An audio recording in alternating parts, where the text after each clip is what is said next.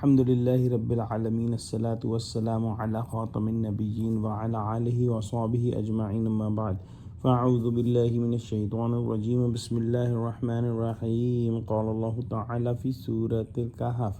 کلتا الجنتین آتت اکلها ولم تظلم منه شیئا وفجرنا خلالهما نهرا وكان له ثمر فقال لصاحبه وهو يحاوره أنا أكثر منك مالا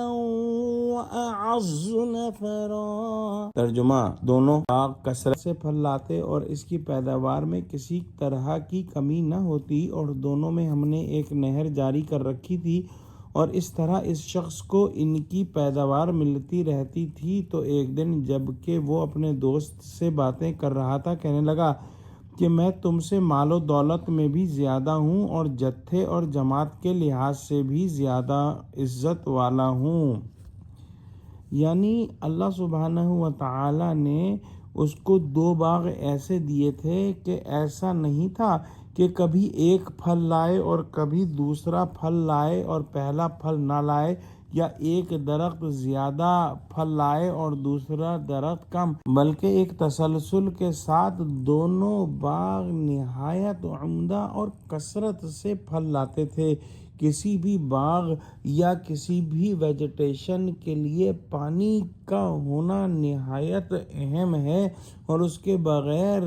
پیداوار ممکن نہیں۔ تو اللہ سبحانہ و تعالی نے باغوں کے درمیان نہر کا پانی قرینے سے جاری فرما دیا تھا کہ منظر بھی فرحت بخش رہے، اور بارش نہ ہو تب بھی باغ وغیرہ خشکی سے خراب نہ ہونے پائے۔ گویا ایک نیچرل اریگیشن سسٹم اس کو میسر تھا،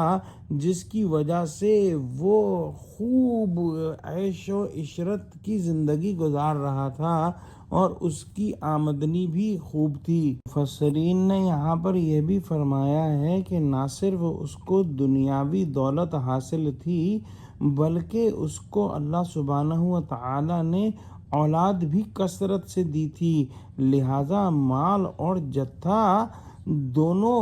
اس کے پاس زیادہ تھے، لیکن شکر کرنے کی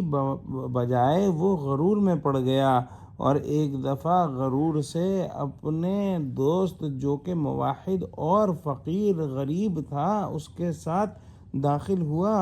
اور کہنے لگا کہ میرا مال و دولت اور جتھا تجھ سے کہیں زائد ہے۔ اگر میں مشرکانہ اطوار اختیار کرنے میں باطل پر ہوتا تو اس قدر آسائش اور فراغی کیوں ملتی؟ اور یہ نہایت کامن تھاٹ پروسیس ہے، اور کامن جو ہے وہ غلطی ہے جو لوگ کرتے ہیں کہ جب دنیا میں اللہ نے مجھ کو دیا ہے تو اس کا مطلب یہ ہے کہ آخرت کے حساب سے بھی میں اچھا کر رہا ہوں، جو کہ بالکل غلط ہے۔ علماء نے فرمایا ہے کہ یہاں پر جو شرک وہ کرتا تھا وہ مٹیریلزم کا شرک تھا۔ گویا دنیاوی اسباب اور رسائل پر اس کو اتنا بھروسہ تھا کہ وہ سمجھتا تھا کہ یہی حقیقت میں دینے اور لینے والے ہیں۔ اللہ سبحانہ و تعالی کی ذات اس کی آنکھوں سے دور ہو گئی تھی، اور اس کا جو غریب ساتھی تھا وہ پکا موحد تھا، شرک کے باطل ہونے کا اظہار اور شرک سے تائب ہونے کی نصیحت کر رہا ہوگا، جس کے جواب میں یہ اس نے کہا کہ میں تجھ سے مال میں، جتھے میں، ہر چیز میں زیادہ ہوں، کس طرح یقین کر لوں کہ میں باطل پر ہوں اور تجھ جیسا مفلس قلاش حق پر ہے۔ واللہ اعلم۔ دعا کرتے ہیں کہ اللہ سبحانہ و تعالی ہم کو قرآن کا فہم عطا فرما، ہم کو سچوں سے جوڑے، ہم کو صراط مستقیم پر قائم فرما دے۔ یا اللہ مسلمانوں کو متحد کر، مسلمانوں کی مدد کر، آمین۔ وآخر دعوانا ان الحمد للہ رب العالمین۔ السلام علیکم ورحمۃ اللہ وبرکاتہ۔